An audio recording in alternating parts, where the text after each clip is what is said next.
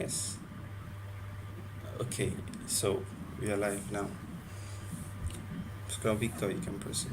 Okay, good morning, good afternoon, good evening, everyone out there. Have a happy weekend. You are welcome to another edition of HISL webinar. And our theme where we'll be navigating today is unlocking fully funded scholarships, navigating opportunities in humanities and social sciences. And with me today, that will be looking at this topic together is scholar Damilola Awotula and scholar Yusuf Olaniyan.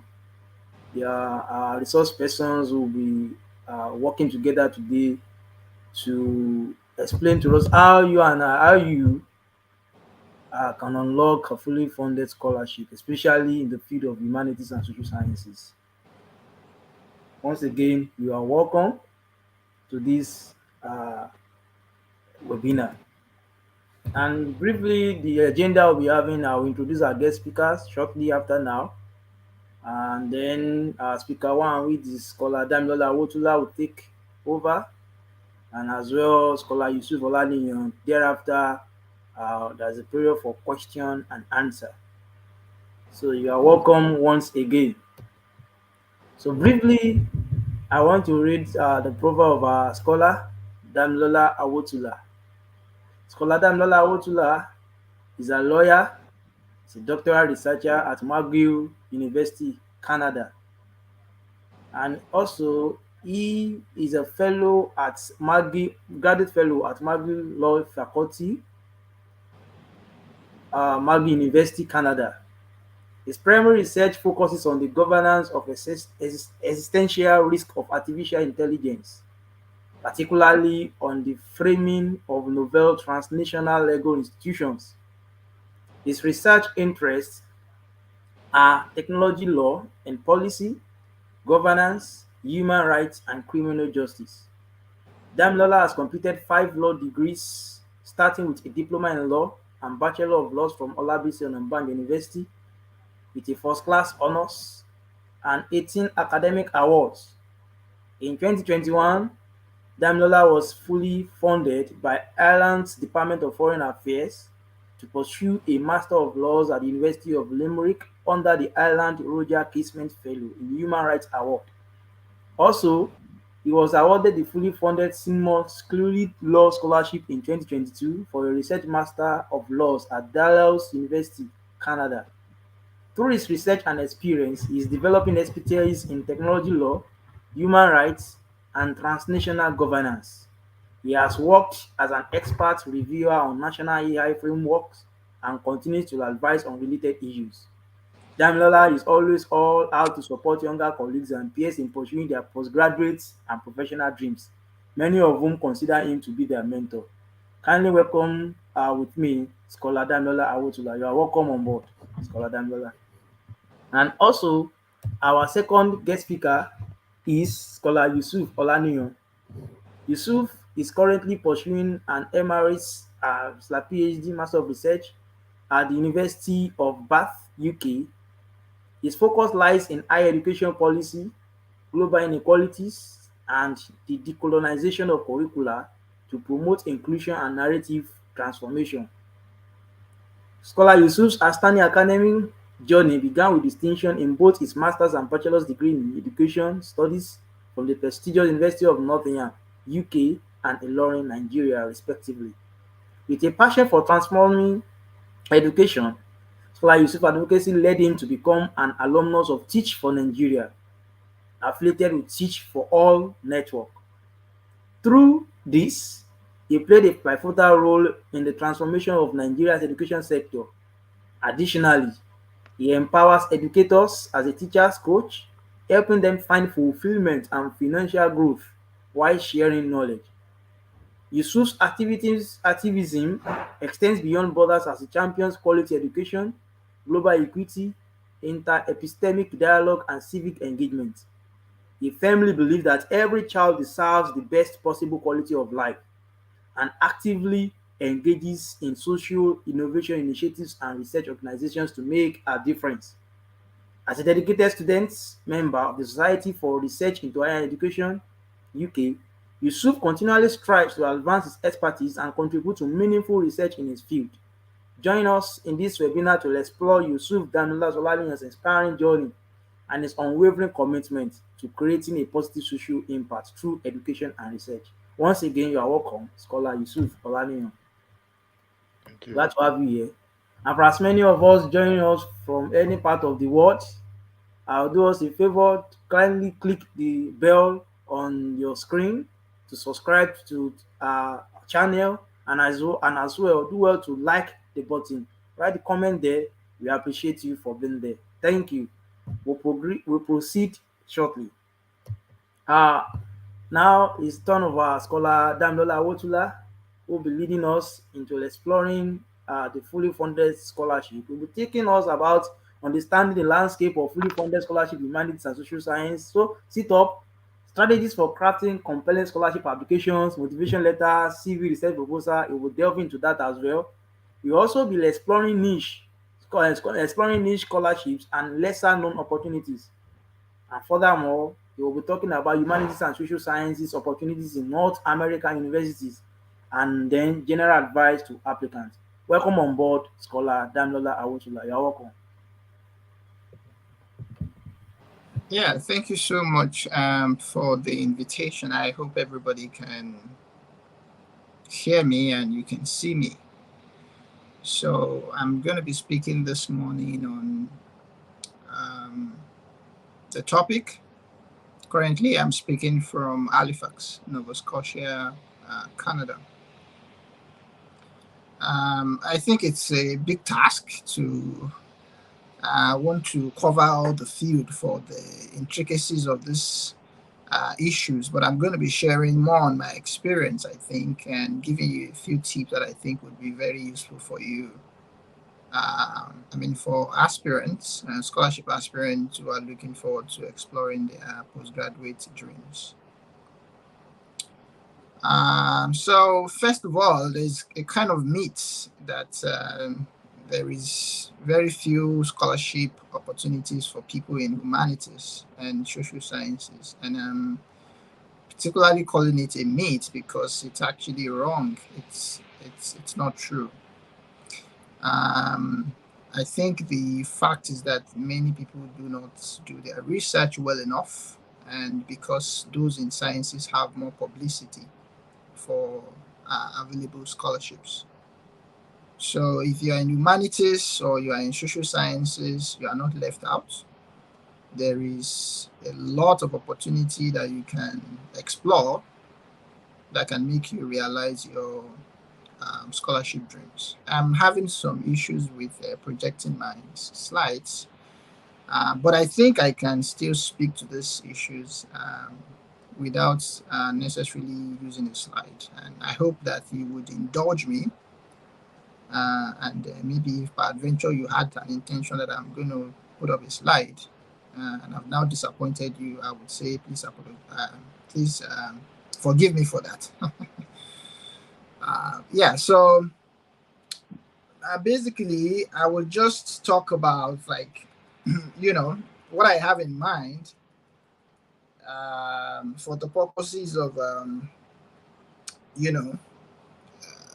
applying for scholarships, fully funded scholarships within humanities and social sciences. So I already made reference to the fact that there is a lot of scholarships for people in humanities. I have, as a living testimony, I've enjoyed scholarship.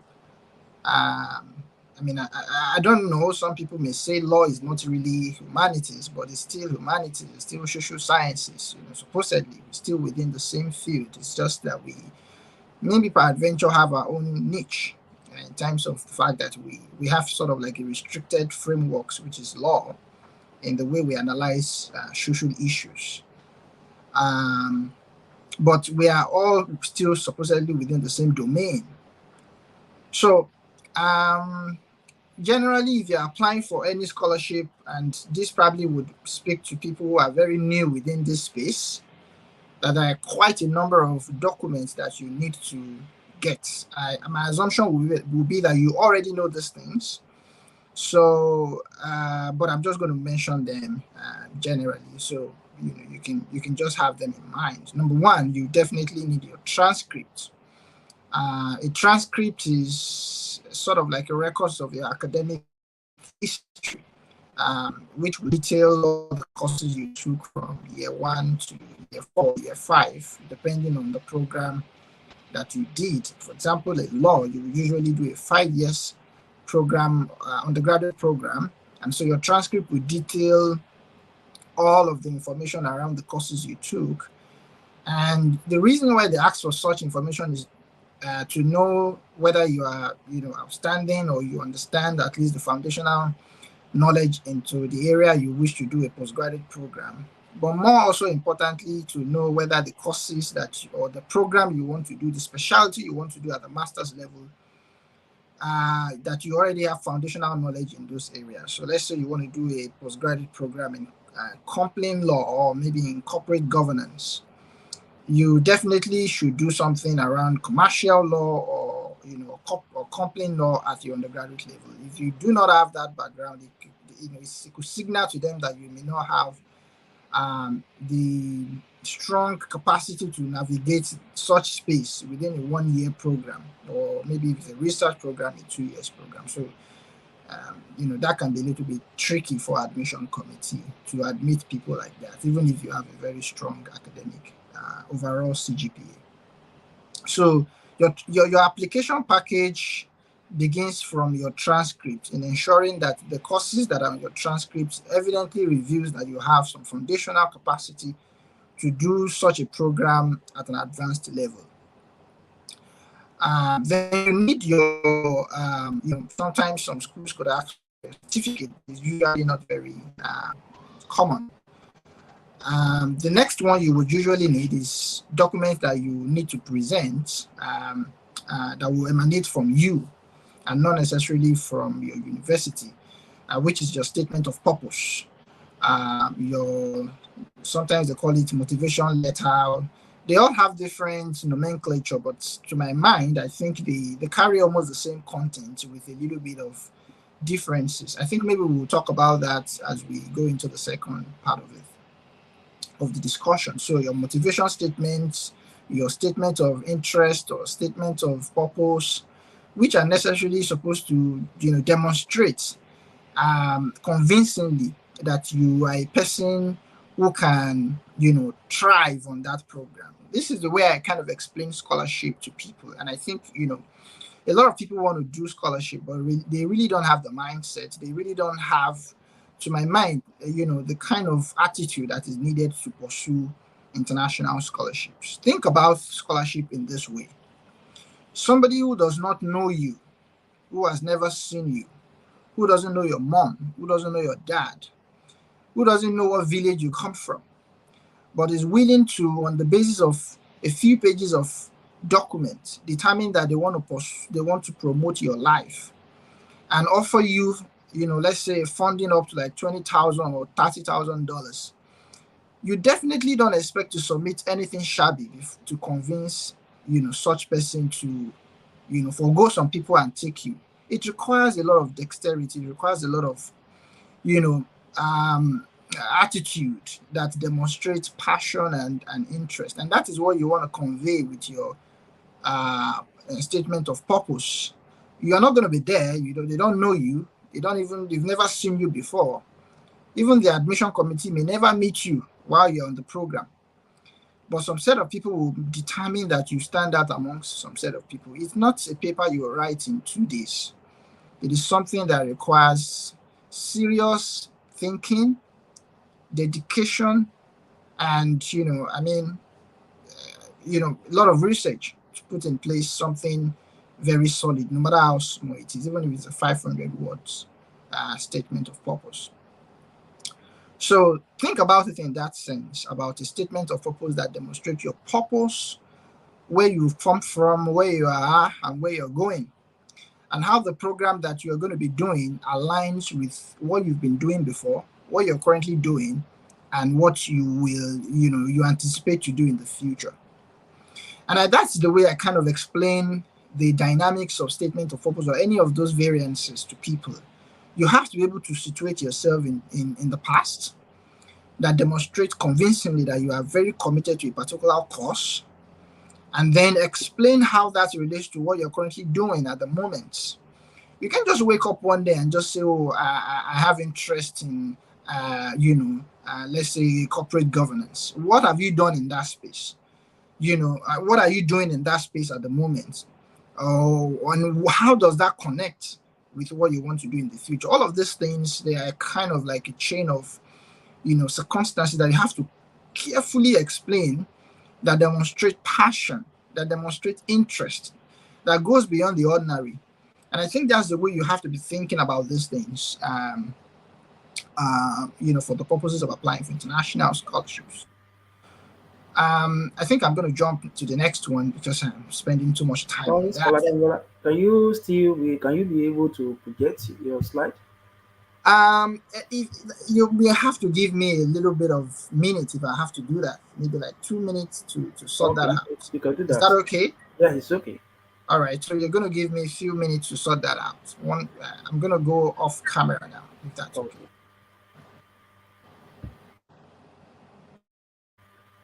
Just for you, for our audience, just for you to feel and to relate with what he's saying. That's why we asked to do that. And as we've had him, do well to take notes of the. If you have questions, take note of them. There is room for question and answer. And I believe after the end of the day, you will be motivated to apply and to get your shot very soon. Thank you. So don't you have your friend, don't forget to subscribe, like the page, write the comment there, subscribe to the page, share with others, invite others to this webinar because it promises to be an eye-opening one. So do well to invite your friends while we will continue shortly. Thank you.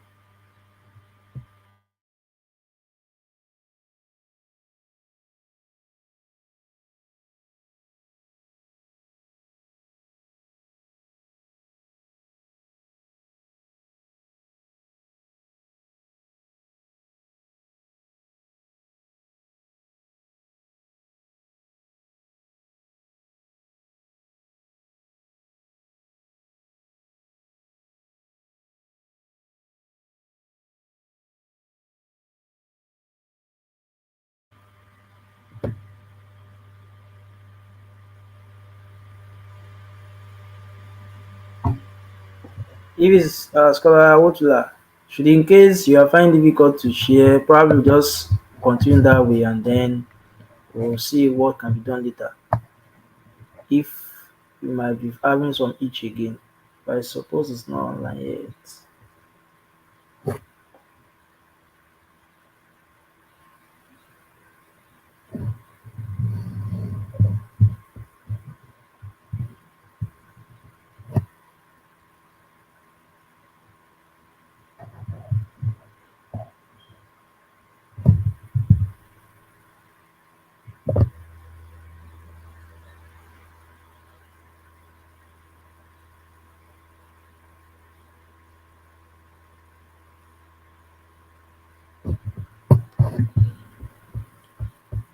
Just okay. We are welcome back. Okay.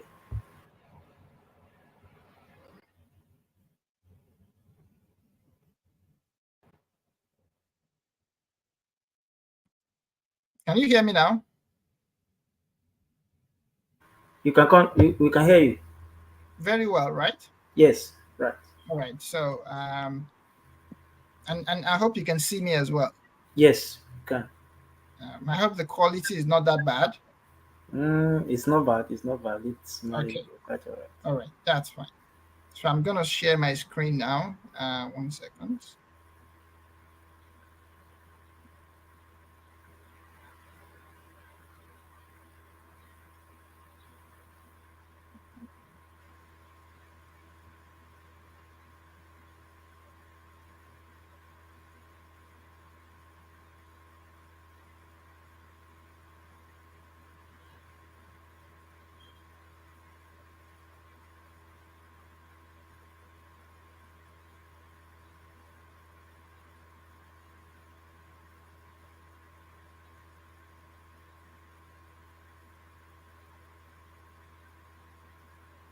Yeah, so it's I think it's almost done. I'm loading it already. Okay, thank you. So can you see the slide now? Not yet. Not yet. Okay, yes. Yes. Okay, Yeah, perfect. all right. Yeah, so I apologize for that. It's one of those technical issues. I'm sorry for any break in transmission, but I think I've been doing well so far. I think.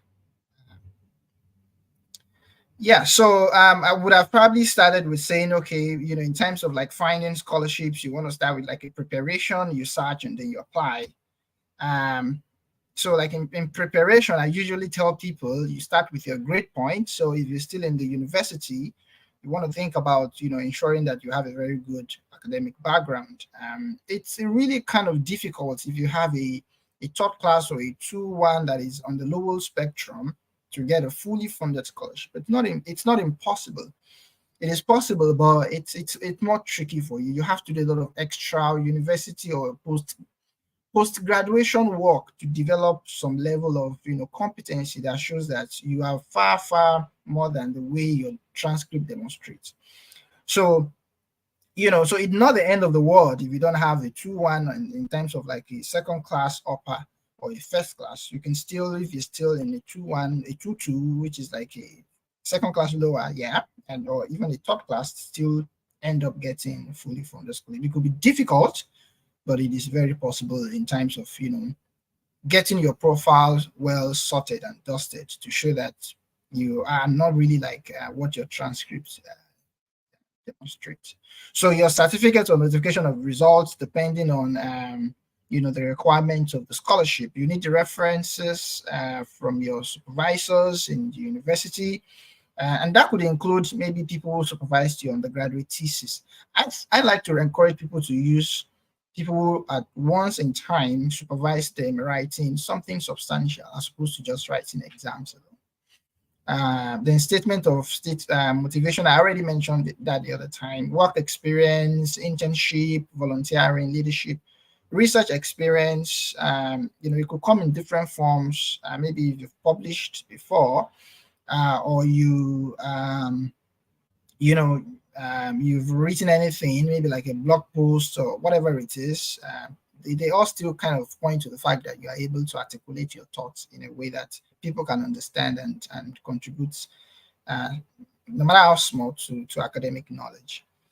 Some requirements could also include language proficiency like IELTS or TOEFL. Or, I don't know if there's any social sciences or humanities course that will require you to write a GRE. It's usually meant for people in the STEM industry, so maybe STEM sector. So I don't expect that you will need that. But I mean, all of this is still subject to the specific requirements of each university. So all of these things they are not exhaustive lists. You have to check the university requirement or the institution or maybe the organization you're applying with to be sure that this is what you need. Then mentorship. I kind of talk to people about preparation. Mentorship is part of it. So speak to people who are ahead of you. I always do it. I look out for people who have, when I see any scholarship, I go on LinkedIn and look out for past recipients and try and connect with them to get their view about, what do you think I can do better? Sometimes I even send my application document, like, statement of purpose to them, and they kind of give me very good feedback. Um, that are very, very useful. So it may not translate into mentorship in the long run, but they still provide some significant guidance on how to navigate that. So if you want to search, I tell people, like I said initially, the problem with finding scholarship in the STEM, in the social sciences and humanities is lack of publicity. We don't have enough publicity in that space. But the STEM people have dominated the industry. If you go on Twitter, they have taken over the whole space, and then they share information about themselves, even on some scholarship groups that seems to accommodate people in other discipline. You see that most of the information that comes there is for people in STEM or people in sciences, basically. And so it makes you feel like, oh, there is nothing for us in humanity. That's a lie. Most of the funding that I have seen for social sciences or humanities, most of them comes from specific organizations, or some of them come from government organizations, or it will come from internal departmental or university based scholarships, and they are fantastic funding as well. So but the only thing is you have to find them out. You have to get them out from where they are. And this is the strategy that I used to do. I will go on Google, excuse me.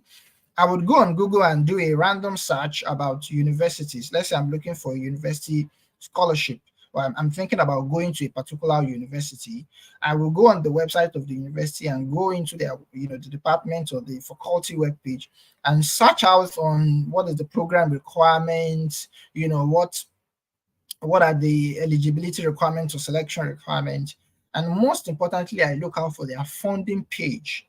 So think about it not in the context of like your university. I'm sure many of course, you probably would have gone to a Nigerian university. I mean, I suppose everybody in this meeting, or most of them, would be from Nigeria.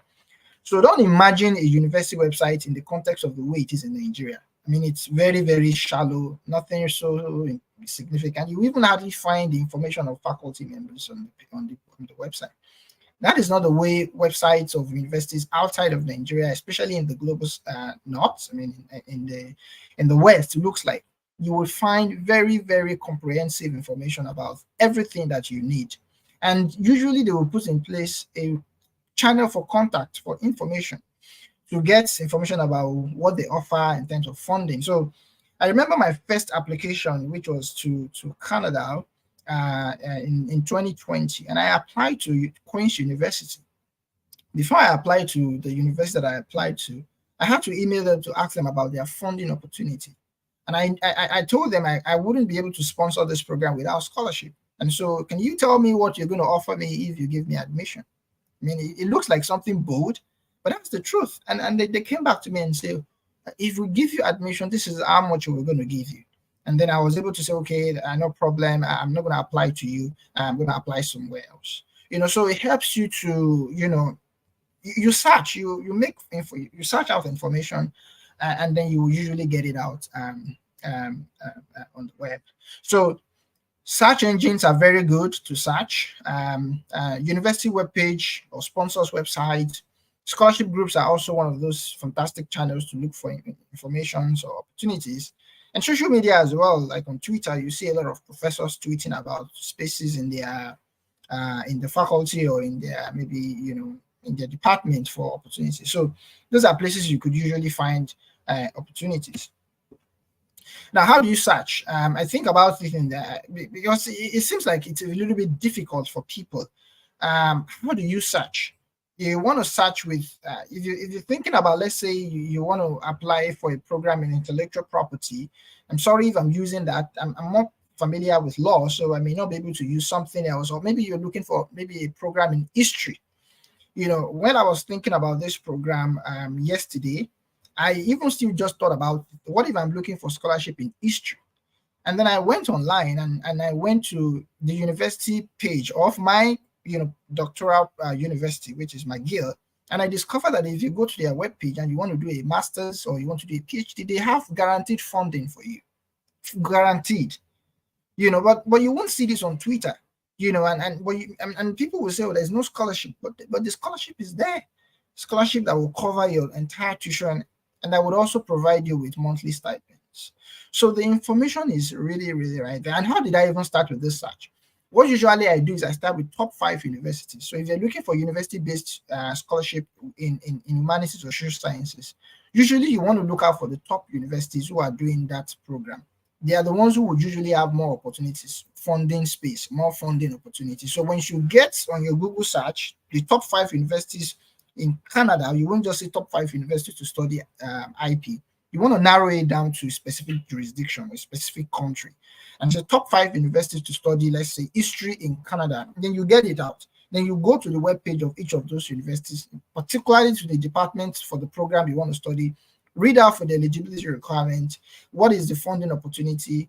If there's a contact, if you can't see any funding opportunity, reach out to the graduates, secretary or whatever, and ask for information about, funding opportunities that are within the universities or within the faculty or other ones that they could support you with outside of the university. So there is always a lot of strategies to finding out this, this kind of funding. Yeah, so when you get to the university webpage, like I said, look out for the course module, the scholarship page, the lecturer's profile, the research centers, student associations, application document, instruction deadline, application fee, if any. All of this information that you gather, they are very, very important when you are curating your statement of purpose, because you want to show that indeed you've done your research about, lecturers. Like for me, when I'm applying or writing my statement of purpose, I usually refer to professors to say I'm interested in working with this professor, even if it is not a requirement to contact a professor, to say I've read the profile of this professor, I think our interest aligns, I think we can work together, I'm motivated, I'm interested in working with him on maybe even his current project that aligns with mine, just to kind of demonstrate that you're not providing a generic statement, you're providing a context-based statement of purpose that reflects that you have done your research about the university or the professor, or even if it's just a general scholarship, like maybe MasterCard or other ones, to show that you have really researched about them or the course you want to do or anything like that. I'm going to have to run through. Yeah, so these are a couple of scholarships that I know funds, programs in social sciences and humanities. I mentioned them because I know at least one person on each of these types of scholarships. I will speak specifically to the ones that I have gotten before and give you like a little bit of idea on what I did to get the scholarship. So Commonwealth Share Scholarship is very niche, is very popular, you know about it. It comes in different forms, whether Commonwealth Shared or Commonwealth Scholarship generally, that has some kind of connection between the universities or the UK government or the government of your country like Nigeria. But the Commonwealth Shared Scholarship, it seems to be the one that most people go for because it doesn't have any sort of like connection with the Nigerian government, and you see there's more transparency with the process. So it's one of those scholarships that you want to go out for. Check on their website. Just type on Google Commonwealth Shared Scholarship, and narrow down. So you get to their website, check on the courses that they have. I have a friend who is doing law. I even have two friends who are on Commonwealth Shared Scholarship, and they're doing programs in law. People kind of think that, oh, it's only for people in sciences. No, it's not. A lot of people in humanities who are also in Commonwealth Shared Scholarship. Chevening Scholarship is another one. It's a very social-based scholarship to my mind, because it looks more for people who are working in social development and environmental issues. So it's one of those scholarships that you have to read up on their eligibility requirements. What are the kind of people they are looking for? These are the questions I ask myself. I don't apply for all scholarships. I have never applied for many scholarships. I look out for scholarships that I know I have stronger, eligibility. I can meet their selection requirement, not just the eligibility, but I kind of fit more with the description of the people they are looking for. And so for me, I've never applied to Chevening. I've never applied to Commonwealth. I've only applied to scholarship that focus more on, the kind of qualities that I have. And I look out for that and I go for it. And most of the time I get a 70% success rate. So MasterCard Foundation Scholarship, you find that, in different countries. In the UK, I have applied for MasterCard before. I applied in 2020. I lost at the final stage. It was a very tragic experience, and I already thought I was going to get it. And I've been dreaming about Edinburgh, but unfortunately, I didn't get it. But it's one of those scholarships where you find law programs. There are also social sciences programs like African development or maybe politics. You want to check University of Edinburgh and read up on that. Erasmus Mundus, I have a friend who is doing law in Erasmus Mundus, so even in law, quite a lot of programs that are, not, I won't say not so much, but there are a number of programs in law and social sciences that are under Erasmus Mundus, whether in art, music, whatever you want to think of. They really do have funding opportunities, so check out for it. I'm sure you would. You will find it useful. So my funding, the first funding that I got was the Island Fellows Kismet Award. During my time, it was just one recipient per year, and I was lucky enough, I would say, to have received scholarship that year. I want to tell you, the Island Fellows Kismet Award is one of the best awards in the world. I want to even say that it is better than the Commonwealth Share Scholarship. It provides you more funding than Commonwealth Share Scholarship. It gives you like a total package that you hardly find in any scholarships. The Commonwealth will kick you out of UK. Chevening will kick you out of the UK. The Island Fellows Award also have a requirement for returning to your country, but they don't really make it a strict requirement. They won't chase you out if you decide to stay behind, or if you want to go back home and come back the next day. But the point is, it's one of those scholarships you want to look out for. It's more narrowed down to people in social sciences or humanities and in human rights, but they do still have some courses that have a component of business and international, trade as well. So if you are within the space of MA, you want to do a program in Masters of Arts or Masters of Law, this is one of those scholarships you have to look at. And I'm marketing it specifically because I enjoyed it. Now the space is now open more. They have up to like 3 people every year. So there is more opportunity for people to compete and to get it. For the Island Fellows Award, it's already started this year. So unfortunately, if you're hearing for the first time, you won't be able to apply this year because it's in different rounds of stage of application phases, and they've done the first stage already. So the next stage I think will be coming up in the next few months for people who made it in the first round. So it's very niche, very fantastic. No visa fee for you. You almost treat it like a diplomat. You receive funding, that surpasses Commonwealth in terms of monthly stipends.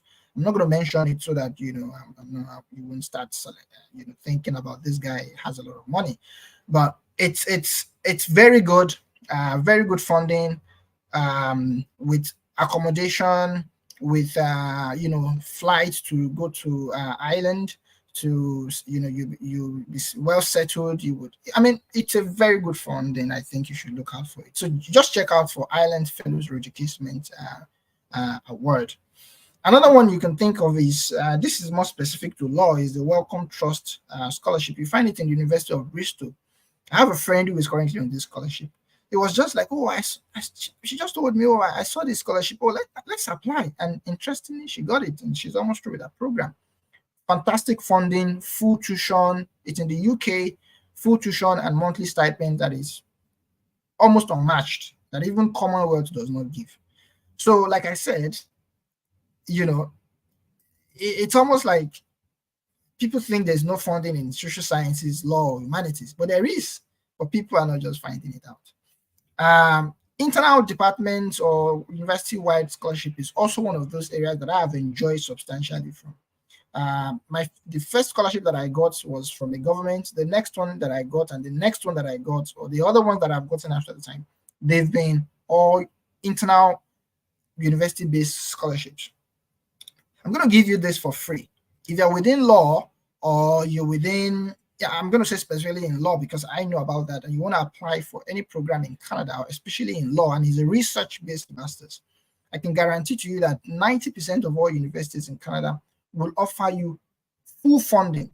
Now, what you mean by full funding, is people define full funding differently.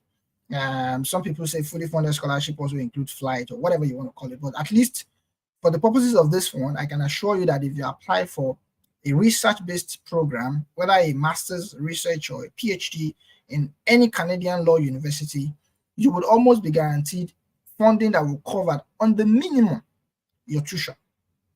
At the minimum, your tuition. And that, there could be more on top of it, like the ones that I got, which did not only cover my tuition, but also provided me with monthly stipends. That is reasonably enough to, at least sustain yourself. So I think that, a lot of opportunities are also available in internal funding. So you have to do your research. You have to go to the university webpage. You have to go to the department's webpage and look out for what they have. and begin to check out for the selection requirements. Examples of the one that I got, was stated in my profile the other one, which is the Simon Sulich Law Scholarship Award, which was for my master's in Dalhousie. And the one that I got for my doctoral program in McGill is the MC McDonald Chair Graduate Fellow Award. And this is, it's great. I mean, it's one of those fantastic fundings that you would get in most universities in Canada. Yeah. So, like I said, scholarship groups, WhatsApp groups, websites, these are places you could, opportunities for Africa, OFA, those are one of the places that I used to check then for funding opportunities. After school, it's been a while I checked these pages, so I don't know how productive or, robust their information are, but it's one of those great resource platforms that you want to check out for. YouTube, Twitter, LinkedIn are places you can get information. I'm not gonna speak so much on this, but I think I already mentioned a couple of them, while I was talking. If you're writing your statement of purpose, this is one of the things that when I deal with people, I mean, I get a lot of contact from people with review of essays. Some of them don't even, I would say 70% of them don't follow instructions. Your statement of purpose is 500 words. You are writing 5,000. Who wants to read it? The simple instruction is very, very key. You have to first read instructions before you even start writing. Because if you don't heed to instruction, you will just miss out in everything. So you have to follow instructions. Some requirements that we think are, general, they may not be required for your application. You don't need to submit all the documents in the world. You only need to submit the ones that are relevant. So if they say the deadline is, let's say, for example, 31st of August 2023, you don't have to worry yourself submitting on 1st of August because you think, for example, that it will start, selecting people because, the earlier you submit. If they say they are receiving application on a rolling basis, that's different. But if they say that the deadline is 31st of August, the deadline is 31st of August, and they will not open it until that time. So there's no need for you to start rushing or trying to just put in anything together. It's part of the instruction. So do take your time to write it properly. And for me, usually I submit my documents, sometimes even like 5 hours to the deadline. If news flash, I still get it. Because I take my time to carefully think about those issues, carefully spend time to curate a statement of purpose. And I kind of, like I said, use words that conveys enthusiasm. These people don't know you, they've never seen you, but they want to give you this money. You have to demonstrate that you have passion. And you have to do that sometimes with words that connect to that. Like, I'm fascinated, I'm thrilled, I'm confident, and have deep-seated passion or interest. Avoid long sentences. Don't write the way you talk. Some people really need to learn how to write. I didn't get there, the way I am today. It was a process, but I kind of really learned on how to improve on myself. My first statement of purpose was a tragedy, even though I finished with the first class. And so when I sent it to a scholar, when she sent it back to me, I'm like, what is going on here? Because it was all almost like a tragedy. But I had to revise it and I had to improve.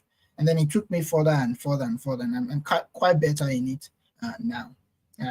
So don't write as though you're talking. Avoid bombasts. Don't start with, when I was a kid, 5 children died around me, and so since that time, I know things might have been tough for you, but really start with your competency first. I think the competency requirement should start first before you start talking about the story of your life, about how you lost somebody or lost, relative that, you lost so much, or how people within your...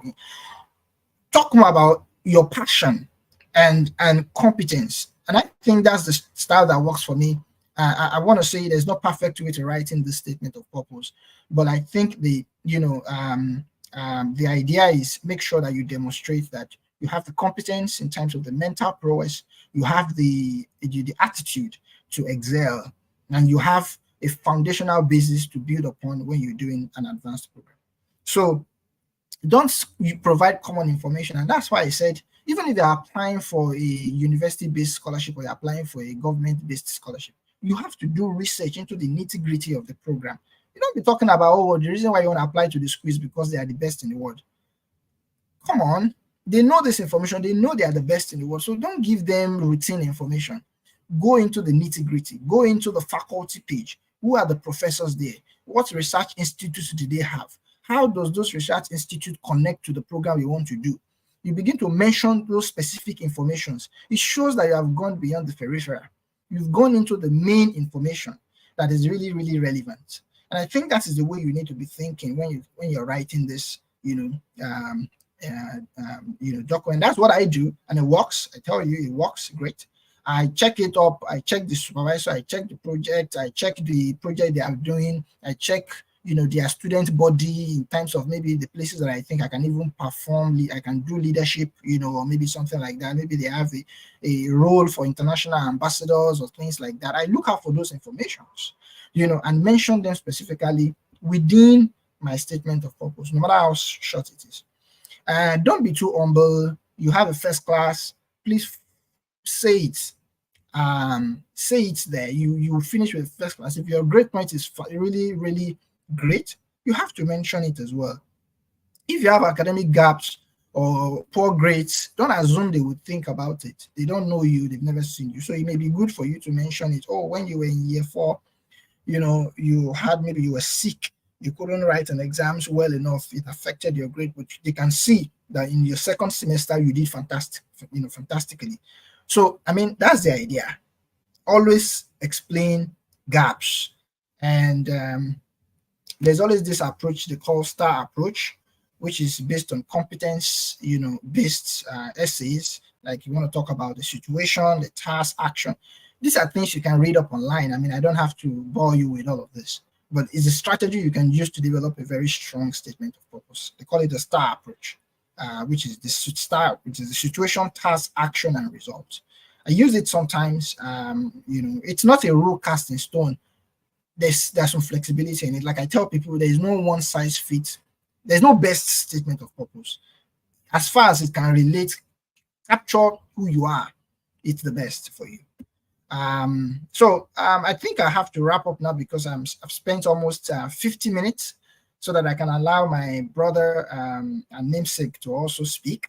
And then maybe we could talk more about, other important issues during the question and answer. My mind is that you find this, discussion very useful, and I'm looking forward to chatting with you going forward. Thank you very much. Thank you, Scholar Awotula. That was a wonderful presentation. As many of us joining online, can we just give a thumb up on our YouTube page to appreciate him? Thank you very much. Without much ado, uh, I want to call on our other scholar, that's Scholar Yusuf. Is the one that will take over now. Shortly after that, we will be going to a period of question and answer. And also, uh, I would still like us to take note that we should do well to inform our friends and colleagues that are not here. Let them know what's the kind of information that is being shared here. I believe there are something also is an eye opener to everyone. Let's do well to inform them. I hand over to Scholar Yusuf Olaniyan now to please take over. You are welcome. Yeah, thank you, Scholar Victor. Can you hear me? Yes, I can. And you can see me, right? Yes. Because it's raining here and the weather is kind of bad. Yeah, good afternoon from here and good day to everyone, wherever you're joining this program. My name is Yusuf and I'm joining from the UK. Today I'm just going to be scaffolding on what Scholar Damilola has said. He has said quite a lot of things, and which has even touched what I wanted to say. So there might not be a need for me to dwell more on some of these things because he had really done a good job by explaining all of these things explicitly. So I'll just be very brief about my presentation. So I think the first thing that I was assigned to address here is to share about my journey, my scholarship journey in the social science field. Well, I think I have education background. I studied primary education studies at the University of Ilorin. But when I graduated from the university, I knew that I needed an international experience. I felt like I needed something more. I needed that challenge because I feel like I don't feel challenged then. So I needed an international exposure. I needed another challenge. So that was the curiosity, and that was what led me to seek international scholarship. The reason why I'm sharing this is that we need commitment, we need a drive, we need something. There is more to say. You want scholarship, everybody wants scholarship, but why do you need scholarship? Is it just for fun? Is it for professional development? Is it for self-actualization? So what do you need scholarship for? You need this drive, because when you keep getting love letters, this is something that that keep you going. So love letter is like rejection letters. So I think it's very important that I share that. I needed that challenge, and that was what led me to scholarship applications. So my first scholarship experience was a scholarship at Cambridge University in the UK, and I wrote one personal statement. It was really, really bad. I don't even know it was bad. It was later when I started joining scholarship groups, and I started connecting myself with mentors. That was when I knew that, in fact, even if I am among the panel and I saw a first class graduate wrote this kind of thing, I'll probably slap the person. So it was really funny. It was really funny. And this is to tell you that there is more to having a first class, there is more to having a 2-1, there is more to having other grades. So scholarship, it's about information. It's a journey on its own. So I didn't find it funny when I started applying. It took me like 3 or 4 years to win a scholarship. And what I realized is that in social sciences, especially education, you cannot downplay the importance of your social innovations or your social engagement in terms of community project, leadership engagement. You cannot downplay the importance of these things when you want to win a scholarship in social sciences. It's beyond your grade. So I realized that I needed something more, because when I was in uni, all my life was just library, library class, library class. So, and scholarship is not like that, because you need to tell a story in your personal statement. You need to communicate a story, a purpose. So you might be finding it very difficult to communicate if you are the type, if you are like me, who just go to uni to study, to just study. So you might need that leadership experience, and that was what led me to join Teach for Nigeria. It's an NGO that champions education equity in Nigeria, and I use that avenue to develop my leadership skill and to have to impact education sector in Nigeria. I think that was what I did that makes a difference for me, because it helped me to hone a story. After my fellowship, I hone a story, and I know how to communicate my ideas better. I know how to apply to Cambridge in a more better and in a more convincing way. I think that was my journey, and I think immediately after my fellowship, the first essay, the first personal statement and application I wrote, I almost got invited for almost everything, because then I have enough stories, because I've done a lot of projects. So that's it. So the first scholarship I won was school scholarship. I'll still talk more about school scholarship and external scholarship, or school scholarship in the UK. And that's one thing I want you to also note in this session. Every schools in the UK, almost every schools in the UK has a school scholarship, like an internal scholarship. They are less competitive compared to Commonwealth, Chevening, Mastercard. They have it already made there. They're 100%. Some are 100% tuition. Some are 50% tuition. Some have tuition plus stipend. So you need to watch out for this. You need to go into these schools, explore your course of studies, and explore the scholarship opportunities that are available for you. And that was what worked for me, because I felt like I actually wanted to apply for Chevening and Commonwealth, but I think I couldn't meet up with the deadline, and I was able to get one in Nottingham, and that was just, I just had to waive the stress of applying for Chevening and Commonwealth. Yeah, so that was what I did. My first scholarship was in the UK. It's developing solution. Yeah, at the University of Nottingham. You should check that out. Yeah, I think it's developing solution. Yeah. So after that, I after my program, I won another scholarship as well. I won a scholarship. My PhD scholarship was funded by the UK government, and it's a very generous scholarship. Um, I think I won a scholarship in the USA as well, and I won a scholarship in Australia as well for my PhD. But I had to settle for UK. So that was my journey. That was just my journey. But I wanted to note one thing in this gap. There was a purpose, and because the purpose is that it is not enough. That grade, it is not enough to have a first class to win a scholarship. There is more to winning a scholarship than having a first class. You need to change the circle of people you work with. That's one thing. I was very deliberate about those things at some point to win scholarship. So social science is very competitive. It's more competitive than sciences. That's what you need to realize as well. And it's just need that 1 year. Trust me, that 1 year is going to open the door for subsequent winning.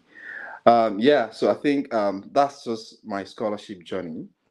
The second thing that I'll be addressing is tips on showcasing strength and unique qualities as an applicant. I think these Scholar Damilola has talked about some of these things, but what I have here are just um, little things that I felt I should just call our attention to. The things that we might probably be familiar with, but it's just me reiterating some of these things. So the first thing that I have is just get a mentor, preferably a scholarship winner, and be intentional about your circle of influence. This is very important. I feel this is the first thing you should need. You see, get a mentor. It's the journey that should take you like 6 or 4 years. If I had had a mentor, I wouldn't have submitted that shabby personal statement to Cambridge University. I still felt bad today, like submitted that. So please get a mentor, get someone who has won a scholarship to guide you through, to review your scholarship portfolios for you before making that submission, and be intentional about your circle of influence. Honestly, I'm not gonna lie, at some point there are some friends that it's not like we are not friends again, but I was just like I had to distance myself from them because I felt our goal are not aligning. There's a lot of disconnections that are happening because people will not understand what you're going through because they just see you writing essay every day like a madman. It can be very frustrating. They'll just say, "What I'm writing essay. Essay about what? I'm writing essay." A guy, what's going on? So you need people with the same dream to be in your circle of influence because these are the people that will be influencing you. These are people that will share opportunities with you. These are people that will say, Yusuf or hey, an opportunity has been opened. Let's apply for this. Let's do this together. So you need those kind of people in your circle of influence. Yeah. Number two, know your strength, hone a story, and be clear with what you want. Know your strength is very important. I think after that Cambridge application, I knew my strength. I knew I was very bad when it comes to writing. So I needed to work on that. I needed to work on it. And I never had a story. Actually, I had a story. Probably I had a story, but it was not enough to win a scholarship. So you need to recognize your strength. Your strength could be your leadership. Your strength could be your academic achievement. Your strength could even be other things. So you need to know your strength. You need to know what you're selling, and you need to hone a story. Your personal statement I believe it's like a storytelling thing. You need to use it to tell a story about your journey and be clear with what you want. What do you want? My personal statement, I think if I've shared it with a couple of people, you will see the first paragraph. I always tell you what I want.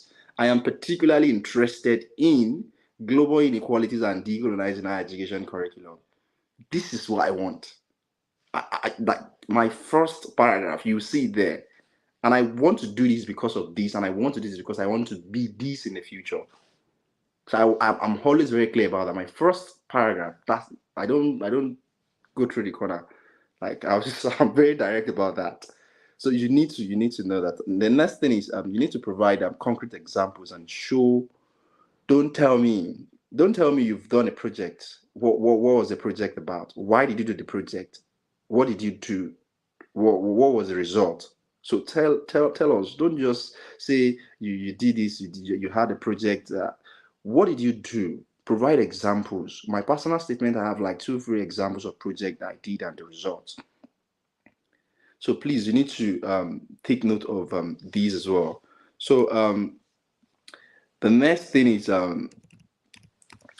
connect your strength to your career goal. Yeah, I think I did this a lot as well. My personal statement or my other portfolios, you see me connecting my strength, which is my experience in education. You see me connecting it to my career goal of being an academics or being in a social enterprise space.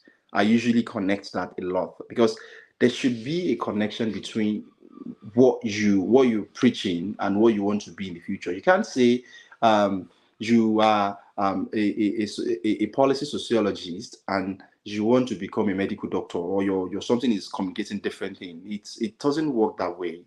If you want to be a policy sociologist, if you want to be a lawyer or something, you need to be very specific about it. You need to connect your strengths. I have had um, teaching experience, or I have had a research experience, and this is translating to my career goal. So you need to connect these things together. Don't have a disjointed story. Have a very relational story.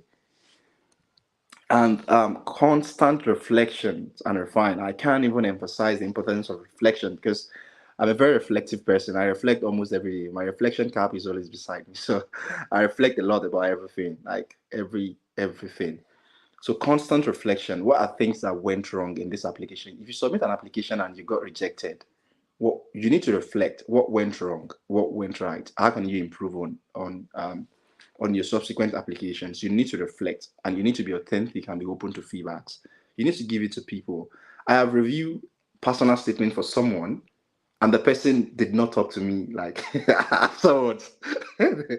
Like I was just like, I was expecting the person to like, okay, what happened? The person like just ended the relationship like that.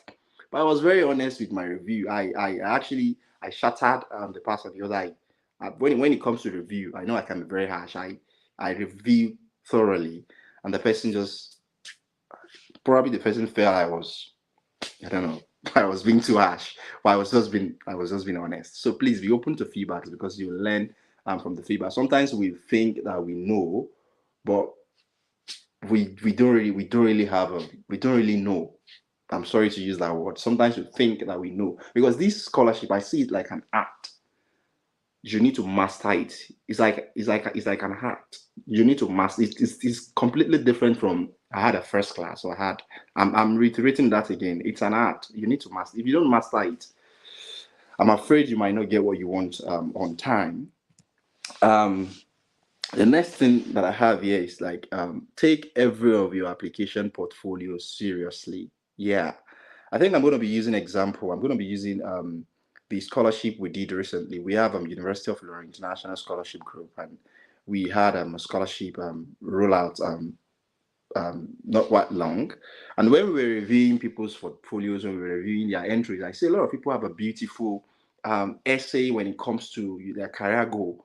When you go to their leadership essay, some people will even write just 2 lines. Ha! Like you have a like you have a very beautiful story when you're answering this particular essay, but in the subsequent essay, I don't know, maybe they get tired or they just lose hope. Like since this one is good, this one can be anyhow. Please be very serious about every of your portfolio. Your CV must be top notch. Your personal statement must be top notch. Every of your essays, don't be careless about any of these things. Make them compelling and make them make meaning. Um, yeah, I think you must learn writing. Yeah, this is very important. And how do you learn writing? You learn writing by, I believe you learn writing by reading. That's why I believe academic writing. You learn it by reading. So if you want to be in this venture of scholarship, or if you want to be in the venture of graduate school, I believe learning writing and reading should be like your your partner. You must just be comfortable with writing. You need to learn how to write. And how do you learn how to write? The best way is to read. Reach out to past scholars, plead to them to share, if they can share their past essays with you to see how these things are being done, how they've been done. Or you should just go online. There are a lot of samples online. Even this WhatsApp group, I believe I know HISF has a drive that contains a lot of past scholarship portfolios and all. So you can go there, explore what people have written in the past, learn from it, model their writing styles. I think this is one way of improving your writing.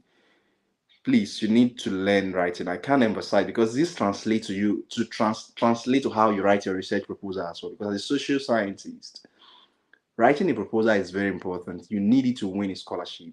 I think that's one thing that stood out for me when I won my PhD scholarship, because I don't reach out to professors by saying this is me and our career goal align. I had a proposal. This is what I'm proposing, and this is what I want. This is how I want to achieve it. I think that was what stood out for me, because my scholarship journey was it wasn't easy, but it was easy at the same time, because my proposal was one of the things that I used to win majority of the lecturers I reached out to. All of them wanted to supervise my research. I think before these, there is something before this slide. I think the last point, I think is very important. Believe in yourself. I think it's believe in yourself. Believe in yourself. And you should not think that when you get rejected, when you make an application and you get rejected, don't believe that your application portfolios are bad. You shouldn't think that way. If you submit an application and you get rejected, you need to believe in yourself. Sometimes it is not about what you do, because sometimes I have scholars that they are doing well. They review essays for me, and when I submit an application, I get love letter. so it is not by reviewing. You can have scholars with many scholarship awards reviewing your story, and you still get rejected. So when this happens, you need to believe in yourself. Sometimes it is not about your portfolio. Sometimes it's about your portfolio. Sometimes it's not about your portfolio. Sometimes it might be circumstance. Sometimes it might be the number of applicants that they're looking for. Sometimes it might even be because sometimes their profiles are swallows profile. so it is not that your own is not good. You need to underline that. But sometimes there's some profile that swallows profile. So probably some profile swallows your profile. It is not that your profile doesn't fit in those things. So please, you need to believe in yourself. I can't emphasize it, because the rejections will come, but what will keep you going is believing in yourself and believing in the portfolios you're submitting, and constant reflections and refining these portfolios to make a difference. Yeah, I think the last slide that I have here is Humanities and Social Sciences opportunities in Africa and Europe. Scholar Damilola has mentioned some of this scholarship, so I just had to categorize this scholarship into three: external scholarship, school scholarships, and fellowship. External scholarship are what Scholar Damilola shared initially. Commonwealth shared our external scholarship. They are meant for social sciences as well. They are not for science or engineering alone. They are for social sciences. MasterCard, Chevening Scholarship, and all other forms of external scholarship. I can't really begin to mention all of them, but if you are on HISF WhatsApp group, and if you're on LinkedIn following people that share scholarship opportunities, you see them sharing this scholarship, because they are scholarship that doesn't have anything to do with school. Most times, there are some bodies that want to contribute to your development. These bodies have this funding, and they want to fund you, and they are in partnership with some schools, and they want to fund your studies. Not that the school is the one funding you. They are bodies on their own. They are independent body funding people. So that's external scholarship. And school scholarships are, this one I always advise people from social science, it is just that some of this school scholarship doesn't cover your flights. Scholar Dami was sharing about the Ireland case. Scholar, that one is very juicy of paying even the cab man from your house to the airport. Sounds a very juicy scholarship. But the school scholarship are less competitive. If you're really, really particular about scholarship, school scholarship are what you should explore, especially in UK and America. In UK, like I said earlier, almost every school in the UK has a school scholarship. So what you need to do is to go to school in the UK, or just make a random search online. Look for schools that has your choice of course. Then go to their website, search, go to their scholarship session or scholarship link. Just check it out and see the available scholarship they have for international students. You'll be wow, like, oh, so there's a scholarship in this union, I don't even know about it. It might require you to write some few essays, like 2, 3 essays, and that's it. If you were given 100% tuition, go on. I have friends that won it. I have friends that won it at University of Glasgow. I won at University of Nottingham, and I have people that won at University of Loughborough University as well. So these are school scholarships. They are less competitive. Most people don't know about this scholarship, and the advantage of this scholarship is that it's almost for all courses. They don't discriminate. So just go to any schools in the US that offer your course of study. Just go there, explore their scholarship page and see. There are a lot of them there. Another thing is United States, United States of America, USA. This season you must have been seeing people sharing waiver code, waiver code. This university is waiving application, waiving. As they are waiving, they are not only waiving for sciences and engineering. Once you see any waiver code for this particular school, if it is not departmental waiver code, if it is school postgraduate waiver code, please, you as a social scientist or a social science or people if you have a humanity background, go to that school, explore the opportunity, explore your course of study as well on the page. Just go there, search for your course and use that waiver code to apply as well. Don't just say they did not specify education there, or they did not specify sociology there, therefore I cannot apply. You can apply. When you see any waiver code, this university is waiving tuition fee, application waiver or something, you can as well apply, unless it is engineering department waiver code, else you can apply. But if it is institutional waiver code, please, you can apply. Just go to their school, apply with the code, and that's it. And America is quite easy. When my funding in America was, I just saw the advert online, I applied, and that was it. I applied, I did an interview, and I was given the funding. So you can as well do that. Just get the waiver code. What the waiver code does is that you won't pay application fee. You just submit your application, but make sure you submit the best application. Make sure you use some of the tips that was shared by Scholar Damilola initially. Use some of these tips to fine-tune your portfolio, then submit your applications. Just wait for their decision. This usually work in two ways. One way is that some admission comes with scholarship, and I think the other way is that some scholarship you might have to apply for the graduate assistantship or research assistantship separately. It doesn't come with admission. So these are things you need to understand. So if you have admission in the USA and it doesn't come with funding, you might have to reach out to your graduate admission team and just okay, I had an admission and I want to apply, or you're making an inquiry if there are graduate assistantship position that you can use to fund your admission. Then they will tell you if they are available. They will share the link with you to apply for assistantship position that will cover your tuition and living expense. So these are the things you can do. So I'm saying this again. All of these things, because they are I can see on LinkedIn, these waiver code are flying around. It is not for social science. It is not for engineering and sciences alone. Social science, don't wait for them to write law, education, sociology, apply. And lastly, fellowships. So fellowship are like I think it's a bit, they're kind of the same with external scholarship, but fellowship is more of they're more to fellowship than just a scholarship. Fellowship will offer you scholarship, while at the same time they will offer you a kind of a very specific development in line that's simultaneously with your study. Take for instance, when I was at the interview stage of Mandela Rose Scholarship before I write to them that I don't want again. So what Mandela Rose Scholarship is like a fellowship. What it does is that aside your master's or whatever program you're doing, there are other programs that will be going simultaneously, like a leadership training that you'll be having simultaneously with your studies. So they are very particular about what they want their scholars, their fellows to be. Fellowship are very specific. Some fellowship are for social sciences alone. Some fellowship are for leaders, are for like developing leaders alone. Some fellowship are for engineering alone. So fellowship covers tuition. The difference is that fellowship is not you're not just going to school to study and that's it, to learn all the thermodynamic law.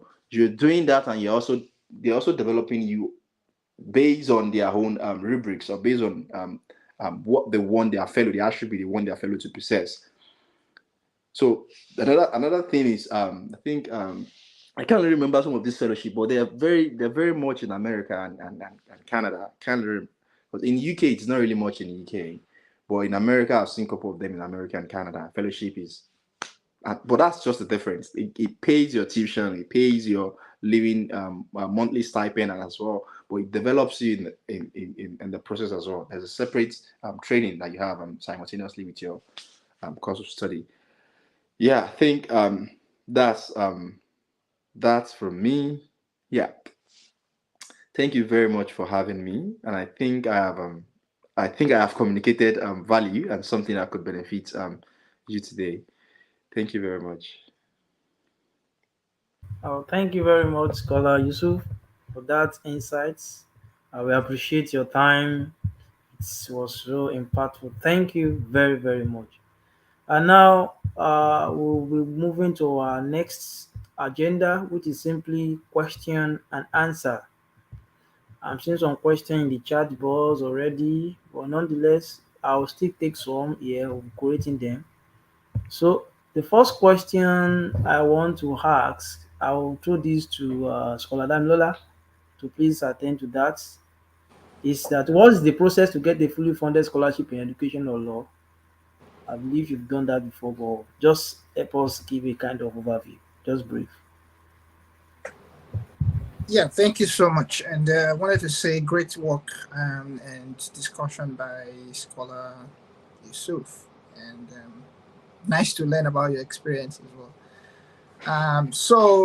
I think this is kind of like a question that I'm really I don't know how best to approach it, except maybe you want me to talk about my own personal experience with the process, because I mean process is a very dynamic thing.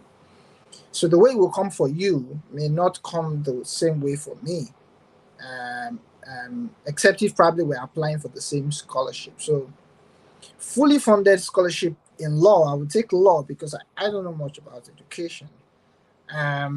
Can come in different ways, like the way I said. It could come like from external funding, maybe like MasterCard or Commonwealth, or it could come from government institutions, which is supposedly still external as well, like maybe the Irish Ireland Fellows Casement Fellowship Award that I got. And it could also be internal university or departmental based funding. So each of these things have their own process, and I think you have to first determine what scholarship you want or fellowship you want to apply for, and look out for what the process is like, and then for that you can then use that to know what process you will. But essentially, you need to get your documents together. You need to get necessary document, follow the instructions. For example, when I was applying for the Ireland Fellows Award, it was in about 4 stages. So there was stage 1, which was, just like a form of document with a short essay of about maybe 500 or something. And then thereafter, you would go to the next stage, and then that would be like a more comprehensive essays, which could be around 3,000 or 3,500, in different bits. And then after that, you will do an interview, which would require you to, speak to some of the things you've written, and you would have a panel of, people who will interview you. And then after that, you will be mandated to write an English proficiency test. And at that stage, usually they would have considered you to be their, usually like their top candidate. So they will fund the English proficiency test. So I think, the process differs, and then after that, then there will be final confirmation from the government. So it's sort of like it's different from the way I applied for my internal-based scholarship, which is the Swedish Law Scholarship that I got when I was coming down to Canada initially. It was a research-based program Um, and I had to contact the university. This is kind of like a scholarship that comes with an admission that comes with scholarship. So it doesn't really require you to do specifically another application process for scholarship. It is more like if you are admitted, because they admit very few people, you know. So if you are admitted, there is a guarantee of funding. The level of funding you will get also now depends on like the quality of your papers. So some people would be admitted, but they will get maybe just tuition. But some people will be admitted and they will be, get tuition waivers or maybe funding that will cover tuition and at the same time includes monthly stipends, which is like the one that I got when I was moving down to Canada initially. So the process differs per school to school. But like I said, I can assure you that if you are in the law space and you have interest in pursuing postgraduate, you want to pursue a postgraduate adventure, if you want to apply to Canadian universities, and you are looking forward to doing a research-based program, and I'm particular about saying research-based because we have two types of masters in law. You can either do a course-based masters, which will not require substantial thesis writing, or do a research-based masters, which is going to be a very comprehensive thesis. So when I was doing my masters in Ireland, I have two masters. The first one was a course-based master's, which required roughly around 70-page, dissertation and substantial writing for, all the courses you're doing. But if you're doing a research-based master's like the one that I did in Dalhousie University, you will just be doing just two courses, which will be very connected to your central research program, your research, interest, or the one you're writing your research, your thesis on. And so you write a very long paper for fall and for second, and then during the summer you are expected. From summer, usually the research is supposed to take more within 8 months, but depending on how fast you want to do it, you could, pack yourself down and work out your thesis. So you write a very long, substantial thesis. So it's a funded program, and so the process differs. So I will just keep it that way. Thank you very much, Scholar Damilola, for that eye-opening. I believe when we do our research individually, you will know what's to be done, and as well, the forum is there for us, for as many of us in different WhatsApp group or scholarship information group. Do well to ask questions, and people are there willing to provide answers to your questions. Question number two. Before I go to question number two, I still want to encourage for as many of us who have questions on the live chat, do well to drop your question there. We'll attend to them shortly. So question number two I have here is, Scholar Yusuf, you will answer that. How truly can someone get scholarship studying history and international studies as degree in Germany? Can you see the screen right? Yeah, I can say, well, how Okay. truly can someone get scholarship studying history? Is it scholarship to study history in Germany? If I get the question correctly, what does the person like? How can the person get a scholarship in history and international studies in Germany? Yes, you got it. Yes. Well, I haven't applied to I haven't applied to Germany before, but I think it's good that you've been able to identify the country that you want to explore. But I believe there would be some scholarship for history and international studies, and I think the first thing you might have to do is get those documents ready, which was mentioned by Scholar Damilola initially. Have those documents ready and leverage and LinkedIn. You'll be surprised that there are people on LinkedIn, Nigerians, and even people from other parts of the world that are currently studying history and international studies in Germany. Just make a search on LinkedIn, and you'll see people who are currently studying this program in Germany. Then you can reach out to them for guidance on how they did it. I think it's the best way to do it. Have those documents ready because it make more sense when you go to people's DM and you're like, okay, hi, this is me. I have done this research. I have done this. I have done this, and I needed a clarification about this. That was why I reached out to you. Compared to you just jumping like, hi, how are you? How was your day? What concerns you about my day? So I think that's one thing you might have to do. But I believe there should be history and international studies degree in Germany. I think there should. And another thing is I think Germany is the reason why I decided not to, which is very personal. Why I decided not to pursue scholarship in Germany was because of there was this mandatory requirement of learning German, or kind of. So, and yeah, I'm very bad with learning new languages. So, I decided not to explore, because you might have to, from the stories that I've heard, you might have to learn German. Might be something you might have to look into as well, because they are very keen about their language, and learning their language is one of the things you can have to win a scholarship easily in Germany. If you can learn their language, I can guarantee you, even outside institutional international studies, you can get scholarship in Germany once you can speak German. So that's another thing that you can do. But outside that, I think I'm afraid I don't know I don't know other things to do. I hope this helps. Thank you very much for that. Next question. I'm just want to wrap up very soon. So, next question is: I observed it is good to message the program coordinator, just like other science students message prospective supervisors. What should be included in the email? And can you still turn in your application even if no response is forthcoming? Um, should I go? Okay, Scholar Damilola, help us with that. Yeah, well, first of all, I want to say that I'm sorry if you emailed and you didn't get a response. It probably won't be a good school to go, or a department to join. But, failure to get response could be, also it could be because of a lot of reasons. But usually, from my experience, there's hardly any faculty or department you would email that you won't get a reply. So if you probably, I don't think it's a question of what you include in the mail. No matter how, whatever you ask, they will reply you.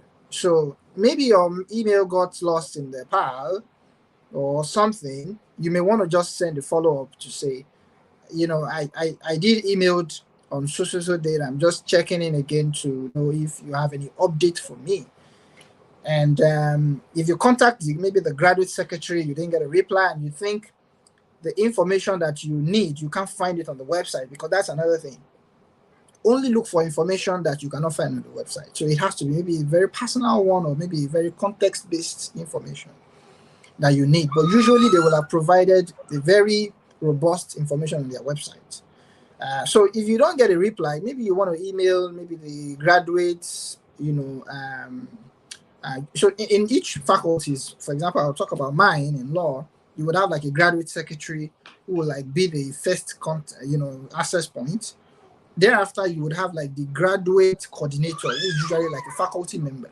So you can copy the faculty member who is the graduate coordinator, maybe of the graduate program, to also sort of like draw the attention of that person to the information that you want. So you would always get all of that on the website, and I think if you don't get any further response from that, you may probably want to please move your tent somewhere else. It's not the best place to be.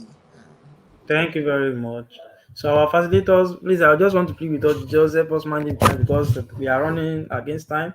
Probably maximum 1 minute or max of 1 minute 30 seconds to give answers to the questions. Next question is: it has been really difficult. How can one get mentor in this scholarship journey? Scholar Yusuf. Well, I know difficult is an understatement. It's scholarship journey. It's a very difficult one, and one way of getting mentor is to try and join scholarship groups, um, like scholarship WhatsApp groups, or scholarship Facebook groups, or scholarship LinkedIn groups. So just like HISF, we have one at University of Olaniyan as well. So try and join some of these groups. So connect with the admins, and from there you establish a relationship, and that's way of getting it. Another way is leverage LinkedIn and Twitter. Go on LinkedIn, check profiles of people that share similar profile with you. Then just reach out to them and just ask for their mentorship. And I believe you see if you reach out to like 10, I believe you see some people who will be willing to mentor you. So these are just ways of getting it. Thank you very much. I'll take this question again. Which regions of the world should I focus more to get fully funded scholarship as a graduate of gender studies? Scholar Dami, will you help us? I mean, I don't have expertise or knowledge about gender studies, but I would say come to Canada. There is funding for almost anything in Canada. So please just do your research on universities who are doing very good research in gender studies. Like I said, the ones who are top in such discipline usually would have more funding. So that's the assumption. So please come to Canada. I'm sure you will get something. Thank you. Can I add to that as well? Sure, you can. Yeah, I think another thing is you can come to UK as well, because there is this war paradigm going on in the world at the moment in research, especially in global inequality research. The issue of gender studies, racialization, decolonization, and Africanization is actually making a lot of waves in research at the moment. So if you study gender studies, you can try to watch out to UK, especially there is this scholarship. ESRC, you can note ES for spoon, yeah, ESRC scholarship. I think that's a scholarship I won, and it's very particular to social inequalities. So that should help. Thank you very much. I'm a graduate of Humanities. Which courses can I apply for under the Erasmus Mundus scholarship? Any of you can. Scholar Yusuf, let me Yeah, I start. think I haven't applied for Erasmus before, but I have some mentees that have won it. One of my mentees won Erasmus recently, and I think he applied for adult education or something. Adult education. One won things around geography, something, and transportation, something planning. I can't really remember. So there are a lot of humanity. But what I'm going to advise you not to be very dogmatic or rigid about your choice. Of course, be very flexible. Sometimes you might not see the exact thing that you studied in Nigeria or your undergrad. You might not see it the exact way on the Erasmus catalog. You might not see, let's say you studied primary education like me, and you're looking for primary education in Erasmus. You might not get it there. So you might see something like childhood education, childhood policy, or something. You see those things there. So don't be rigid. Your research, your master's, postgraduate study is about your research. It is not about the course of study. It's about your research. What did you want to read? What did you want to explore? If that particular course give you the opportunity to explore what you want to explore, I think you can go for it. So please don't be rigid. Be flexible. You'll see. You see, there are a couple of them there. Thank you very much. And to the questionnaire, you could probably check the Erasmus Mundus catalog. It has catalog of programs that suits your desire, your taste. So do well to do that. That's part of the learning. You do it yourself and learn. No might some people might not actually put your hand onto it, but just find time and check their catalog. You will find the course that really suits your interest. The next question says, both guest speakers have impressive academic journeys. Could they share their personal experiences and strategies for crafting compelling scholarship applications that stood out to selection committees? I don't believe they've shared it. If you've joined, they've shared their personal, like Scholar Yusuf shared his own experience. Scholar Damilola gave us the strategies you used and he spelled them out how you as an individual could actually have that done as well. And I believe with personal determination and motivation, leveraging other people on different platform we are, I believe your own testimony of having that yes, that single yes will surely come. Thank you for that. And next question says, what are the some key resources or platforms where scholars interested in humanities and social sciences can find fully funded scholarship opportunities, especially those that might be lesser known but highly valuable? Let's scholar them like just probably just in one or two sentences give answer to this. Yeah, I think it's a great question, and well, I really don't think I have a one-stop center for where you will find all the scholarships that would fit your interests. But I think with some of the things we've said, it could come in different way. I think first, WhatsApp group is a good place. Your personal research is also one of those places. Google I think, is your one stop. I have a friend who got a scholarship. In fact, it was the one who motivated me. I didn't think it was something very possible initially when I first finished early enough. Until when I discovered that Joshua left the same room we live together. He's now in the UK, and I'm still in Agoiwe. I'm like, what's going on here? So, and the scholarship that I got, in fact, the Island Fellow Scholarship, was a WhatsApp link that he sent to me. And that's how the story, everything now is now history. So keep yourself in a company of people who have similar interests. Be on Google, is your good friend. And I think you would find, I think those resources are very good for you. Thank you very much. As Iya said, you cannot underemphasize the importance of networking. Like one popular maxim says that your network is your net worth. Do well to leverage and network people of like minds that have the same goal. And I believe with that, you really definitely reach your zenith. The next questions, don't want people online drop your question. I will quickly revert to your questions as well. It says for students coming from different cultural backgrounds and education systems, how can they effectively showcase their strengths and unique qualities as applicants, ensuring the applications resonate with international scholarship providers? Scholar Yusuf. Yeah, I think international scholarship providers has what they want to sponsor. They have their sponsored focus, so they know what they want to focus. Take for instance, I personally am researching higher education policy, Nigerian higher education policy, and decolonizing Nigerian higher education curriculum.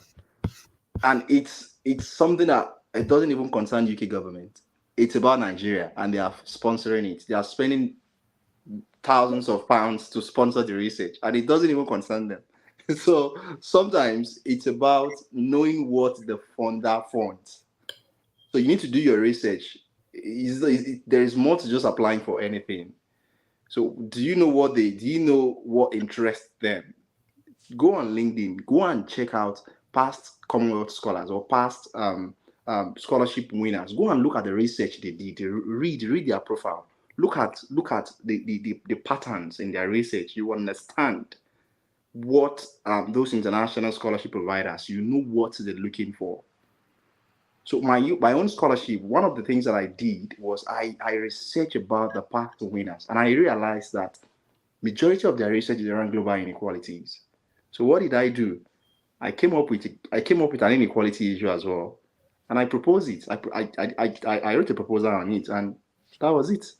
So you should do that as well. I think it will work for you. Thank you very much. Do Yeah. it yourself, research, and you're able to align what their desire, their objectives of this scholarship. What does it align with yours? If yes, make effort to submit your applications. Lastly, from the questions already created before, it says, what advice do the guest speakers have for scholars who have secured fully funded scholarships, especially when it comes to navigating academic life abroad, managing work-life balance, and maximizing the impact of their research on a global stage? I will want to hear from Scholar Dami and Scholar Yusuf. Scholar Dami, you go first. You are muted. Yeah, I mean, I think this is a great question, and I think there's more to life after once you get the scholarship. There's now more to it. So, well, I would say it's going to be challenging at first, moving from Nigeria to a Western state. The cultural dynamics, the individualistic lifestyle that you discover, and it's a very lonely process. Especially if you don't have your family with you. I mean, if you're not married, it can even become a little bit more difficult.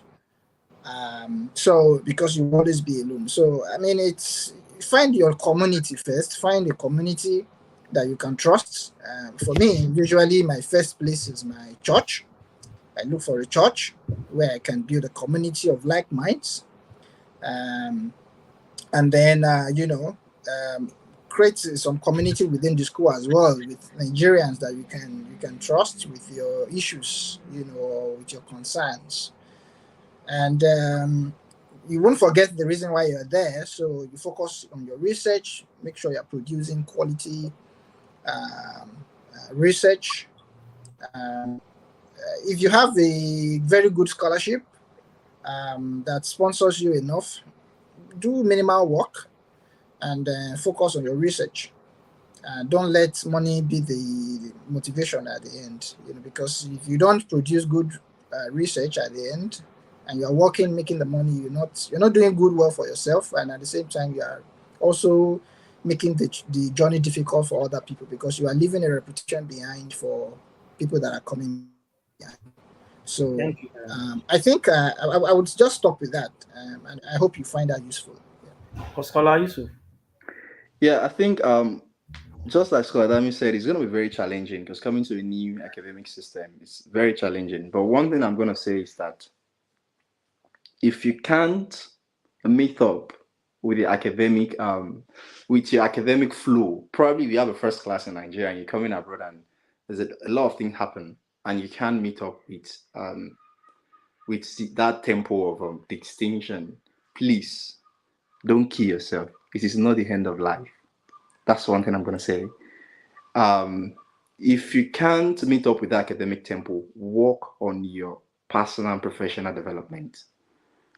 Abroad, it's not sometimes grade works, but most times it's about what you can offer. So if you discover that you're not really meeting up with that tempo, you owe nobody any explanation. Please work on your professional and personal development because these are the things that truly matters. That's one thing. And just like Skoladami said, leverage communities. I have Nigerian communities that we play football together. And I think that's where I go to share and cheer up and share things, and because we are like minds. We speak pidgin and I speak my mother tongue as well. So I think that's a really one to how to make your research impactful on a global stage. I think when you are abroad, try as much as possible to keep your eye on conferences and workshops and summer schools that you can attend to present your research. Don't be too reserved, or don't be too quick to judge what you're doing to be non-impactful, or it's not going to make any difference. If you're abroad, no matter how little what you're doing is, even if it is a coursework that you just write an essay in coursework, go out there, present it. This is what I did. This is how I did it. It's a way of showcasing your expertise. There's no academic is a very learning environment. So please put yourself out there when you get abroad. No matter how little what you're doing, put it out. Let people see it. I hope this helps. I'm gonna Thank you stop very here. much. I want Yeah. to ask this question. Somebody dropped this. That's you are building on their YouTube page. It says, "Is age a barrier, considering the fact that he has abandoned academic pursuit for a long time? Is age a barrier?" That's the question. Any of you can actually respond to that. Would Scholar Damin take Yeah, that? I mean, I mean, it can be tricky, when you've left school for a long time. I don't think the issue is more of age.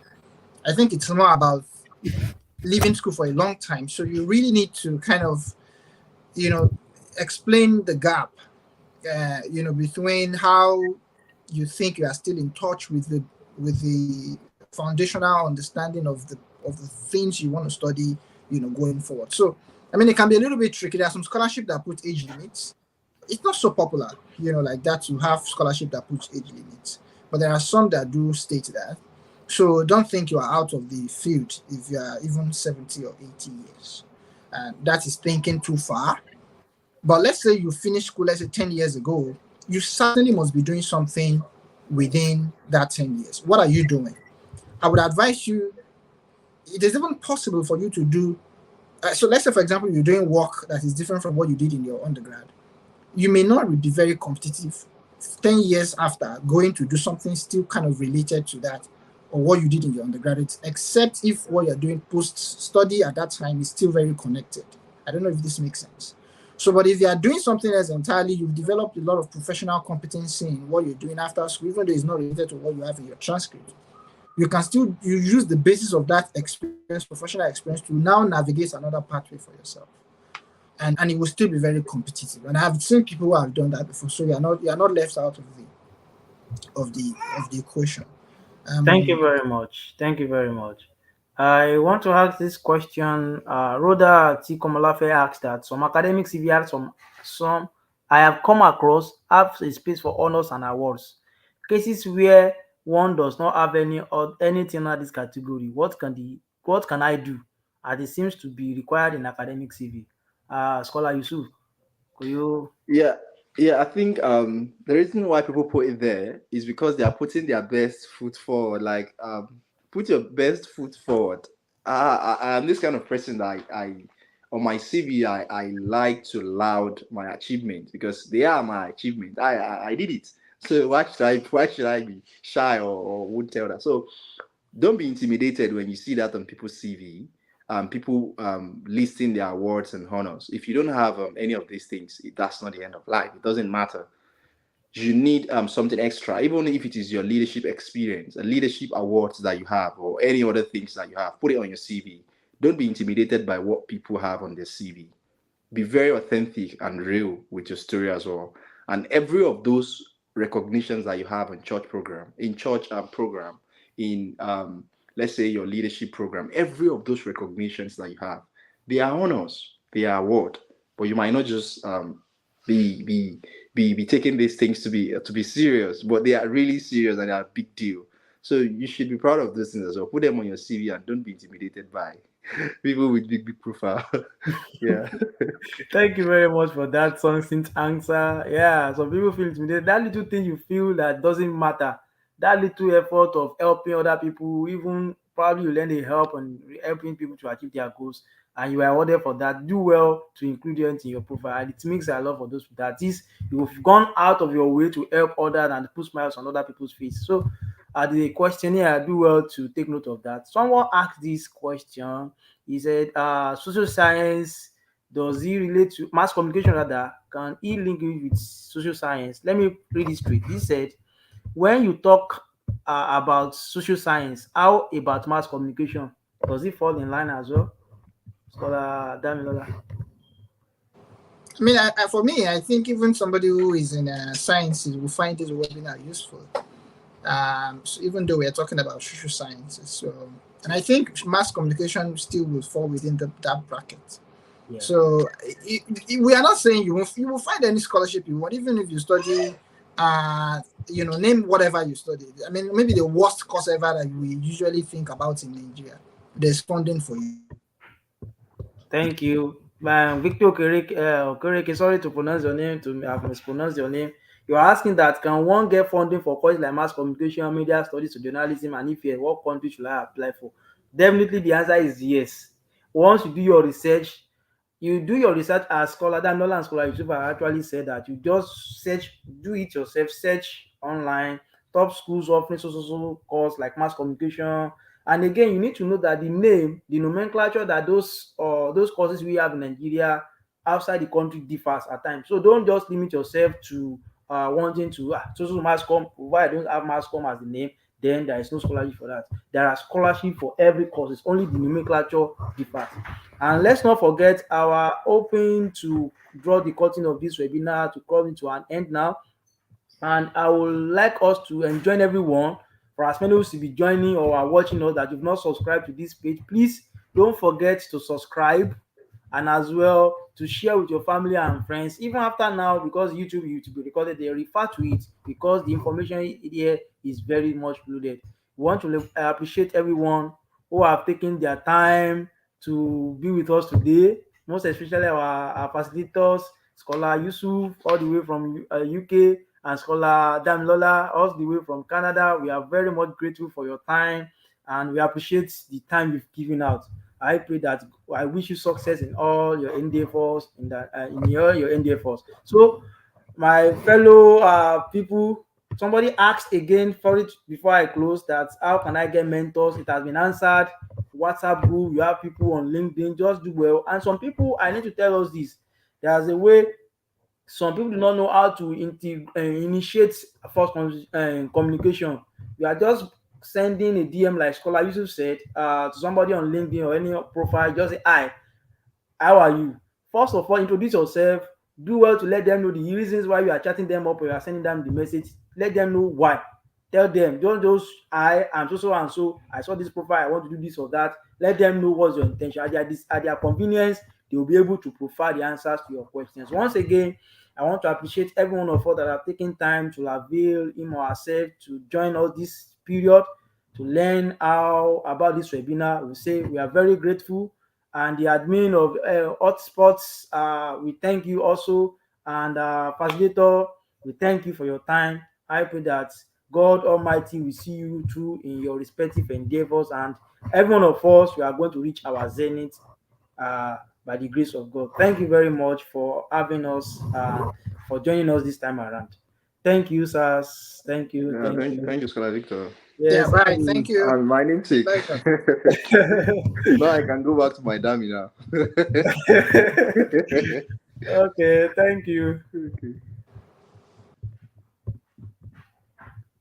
Oh gosh. I need to check out now.